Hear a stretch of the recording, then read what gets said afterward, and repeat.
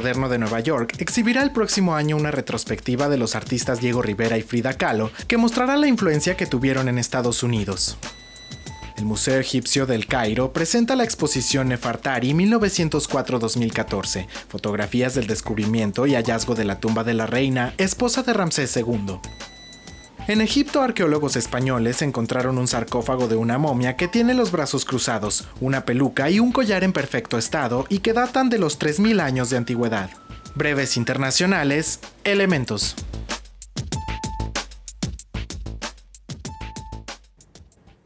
Soy Paloma Cumplido, gracias por su compañía en Elementos. Acabamos de escuchar la información internacional y continuamos con el contenido del programa. Vamos a presentarle una entrevista que realizó nuestro compañero Adrián Peña en el marco de la FIL 2014. Es una entrevista a Françoise Mayor, escritora de Quebec. Continuamos en C7 FIL ahora con la propuesta de una joven quebequense de 34 años que escribe cuentos. Se trata de Françoise Mayor. Muchas gracias por estar con nosotros, Françoise. Gracias por invitar. Platícanos de este que es tu primer libro, es tu libro de cuentos, todavía no es traducido al español. ¿De qué habla, qué temas abordas en estos cuentos? ¿Son varios cuentos? ¿Es uno solo? Son 21 cuentos que hablan de la vida cotidiana.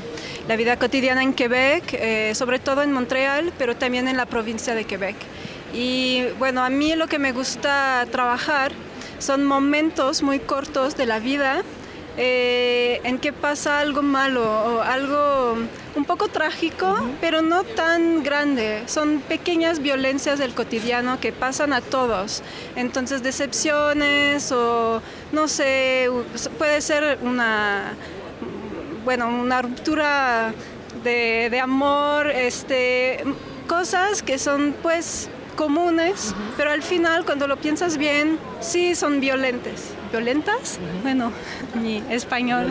Violentas, sí, trágicas. Entonces sí, es lo que me interesa mucho. ¿Por qué te enfocas tanto en la tragedia? O sea... Bueno, no sé, yo creo que es que la gente me habla mucho de, no sé, tengo una facultad de escuchar bien a los demás y luego me cuentan cosas y estoy como, pero eso es muy fuerte. A veces la gente no se da cuenta y estoy como, no, es que es muy, muy trágico. ¿Cómo puedes seguir viviendo así? Y luego, pero no se ven como trágicas como Shakespeare, ¿no? O sea, es algo más tranquilo, pero que al final te da como una, no sé, un sabor amarga en la boca. Es como... Entonces, sí, a mí me fascina eso, que todos tenemos que pasar por esos momentos.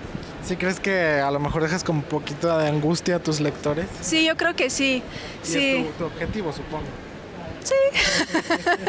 ¿Algún ejemplo de estas historias que nos compartes que en realidad son muy trágicas, pero no lo parecen? Ok, aquí hay la historia de una joven, es su cumpleaños, pero se queda en la casa porque pues le da miedo invitar amigos y así que nadie se presente.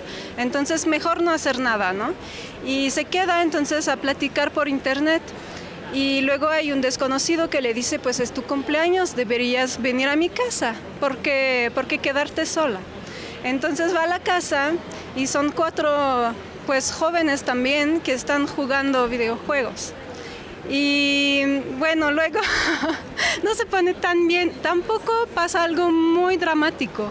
Pero bueno, al final es una escena de sexo un poco triste porque no se conocen, no tienen nada. Los chavos no le hablan durante toda la noche y luego es tiempo de tener sexo, pues. Y así es su cumpleaños. Entonces todo está contando de manera un poco lejana y tranquila, pero al final es muy triste. Realmente trágico lo que comentabas en un principio. Pues, sí. Que refleja la soledad de una persona. Sí, exacto. Bien, y tienes un vínculo muy grande con México. Vives en el Distrito Federal e incluso piensas escribir más cuentos, pero cuentos mexicanos, ya no fuera del contexto quebequense o el contexto de Montreal. Sí, hace 2 años y medio que vivo aquí, aquí en el DF, y para mí cambiar de territorio quiere decir cambiar de territorio de escritura también. Entonces, por supuesto, no puedo escribir más cuentos que ocurren en la ciudad de Montreal como hacía antes. Y bueno, el DF me fascina mucho, es una ciudad que me encanta y una ciudad que tiene muchos contrastes, ¿no? Que puede ser muy bonita, muy linda, a la vez muy fea, muy peligrosa, hay de todo. Entonces, para mí es muy inspirante. Puedo describir, bueno, olores, los tacos, los colores que son muy diferentes de los colores del norte.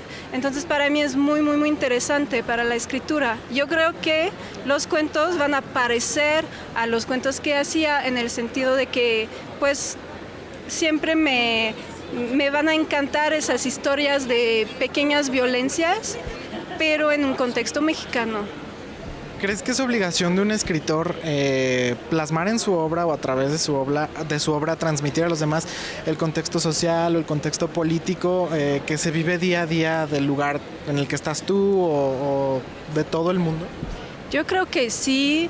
Estamos escribiendo en la actualidad, en el mundo, hablamos del mundo al mundo y, por ejemplo, para mí, bueno, soy extranjera en México, pero lo que pasa ahora en México es muy fuerte. Hay un contexto político bastante pues impactante, muy importante, y yo no creo que se puede seguir viviendo haciendo como si nada. Entonces, por supuesto, me gustaría escribir sobre el asunto, no sé todavía cómo, pero sí, yo creo que son cosas que deben de hablarse en las obras. Ajá. Regresando a tu primer libro publicado, ¿cuál es el título en francés y en español? En francés se llama Dans le noir, jamais noir. Literalmente quiere decir en el negro, jamás negro, que no sé si se traduce muy bien, sería como en la oscuridad, jamás oscura. Y esta frase se refiere a una noche de invierno en Montreal, que no es oscura porque hay nieve, entonces siempre se ve algo de blanco, algo de rosa. Estás en busca de que sea traducido al español. ¿Qué tan complicado es para un autor joven como tú, que además es extranjera, encontrar a alguna editorial, alguien interesado en que se pueda traducir y pues poderlo leer nosotros en nuestro idioma? Yo creo que sí es difícil porque no hay tanta relación entre las editoriales de Quebec y las de México. Y a mí me da mucha tristeza porque yo creo que es un mundo que tiene cosas en común. Por ejemplo, el teatro, la poesía, ya hay cosas que se transmiten entre los dos mundos. Y en novelas y relatos cortos, cuentos, casi nada. Entonces, igual es un camino que hay que descubrir, hay que abrir. Y ojalá pues pueda encontrar a alguien. Aparte, pues para mí es un poco extraño porque mi vida profesional es en Canadá y mi vida personal es aquí en México. Entonces me encantaría pues tener una vida que se puede compartir entre los dos países. Gracias por compartir tu obra con nosotros, que seguramente tu próxima publicación va a ser muy interesante, que podamos conocer los mexicanos pues el día a día a través de tus cuentos desde la perspectiva de una quebequense. Gracias. Gracias a Adrián Peña por compartir esta información. Continuando en el tema de literatura, Desarraigada, es el título de la novela que transforma las fibras de las emociones. Le tenemos los detalles. Desarraigada es el libro de la escritora Margarita Aguilar, que retrata la identidad del estado de Chiapas y el papel de las matriarcas que generaron el sustento después de la postrevolución. En donde ellas, con su fuerza femenina y su poder de convocatoria, mientras los hombres estaban luchando, ellas mantuvieron la unidad familiar. Es una novela que habla sobre las pasiones de la mujer sureña, también habla del tema del arraigo y desarraigo en las nuevas generaciones, esta confrontación intergeneracional de la migración. Este libro recoge las realidades y nostalgias de las abuelas chiapanecas que han luchado y explica socialmente sus crisis económicas y de valores, de unidad e identidad. Es una novela que toma muchos elementos contemporáneos de esta realidad de los jóvenes, de este desamor, una crisis de desamor hacia lo rural, hacia lo realmente que hace el valor económico de un país como es la producción agrícola ganadera, pero también se entrelaza con las pasiones y sentimientos de las mujeres que han luchado desde la revolución para mantener la unidad de las familias y conservar las fincas y las haciendas. Desarraigada es una novela que transforma las fibras de las emociones y permite pensar en nuestros orígenes que, como latinos, nos unen.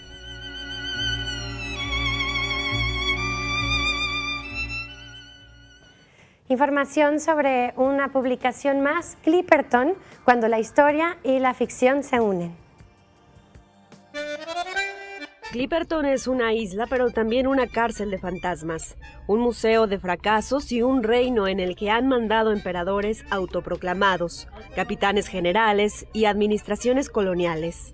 De ello trata el libro de Pablo Rafael, editado por Random House y que parte, entre otras cosas, de las grabaciones de audio que Jacques Cousteau encontró en 1982. De acuerdo con el escritor y periodista Patricio Pron, quien habló sobre el libro, el autor es alguien que escribe y piensa literatura y la piensa muy bien. Y a diferencia de muchos críticos de la literatura, Pablo Rafael no solamente tiene la capacidad de apuntar aquello que estaba mal, sino también de corregirlo mediante su obra. No me sorprende que la haya escrito, en buena medida debido a que, digamos, continúa una línea de pensamiento que yo descubrí en la Fábrica del Lenguaje Sociedad Anónima y que sin embargo estaba presente en buena parte de la obra de Pablo. El escritor platicó que la idea de escribir este libro surgió luego de una plática en la que un familiar suyo contó una historia sobre la isla y después emprendió un viaje para descubrirla. Y me fui a la isla y, digamos, y además vendí un discurso, ¿no? Dije, yo quiero hacer mi proyecto, porque era un proyecto supuestamente de colaboración entre ciencia y arte, cualquier cosa que eso signifique. Decía que quería hacer un viaje de la isla imaginaria a la isla verdadera, ¿no? Y mordieron el anzuelo, les encantó la idea. Hoy la verdad de las cosas es que la isla imaginaria y la isla verdadera son la misma cosa, son memoria.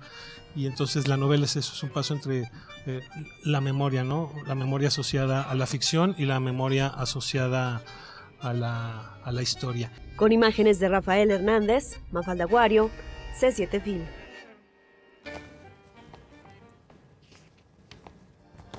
Además de los libros de obsequio que tenemos para usted y que puede adquirir a través de nuestras redes sociales, lo invito a que nos haga llegar sus comentarios, sus sugerencias y también sus propuestas culturales. Elementos es un espacio incluyente y nos gustaría conocerlas. Vamos a hacer una pequeña pausa, tenemos más información. No se vaya, está usted en sintonía de Elementos. El Teatro de las Artes de la Ciudad de México presentará el próximo 11 y 14 de diciembre la ópera La Bohème de Giacomo Puccini con el coro del Teatro de Bellas Artes y la interpretación de la soprano Olivia Gorra y el barítono Jesús Suaste.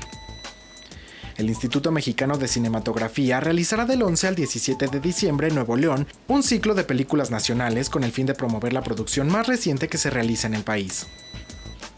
En Yucatán se realiza el primer simposio de cultura maya organizado por el Instituto Nacional de Antropología e Historia y la Universidad Autónoma del Estado. El encuentro realizará 28 conferencias hasta el 12 de diciembre.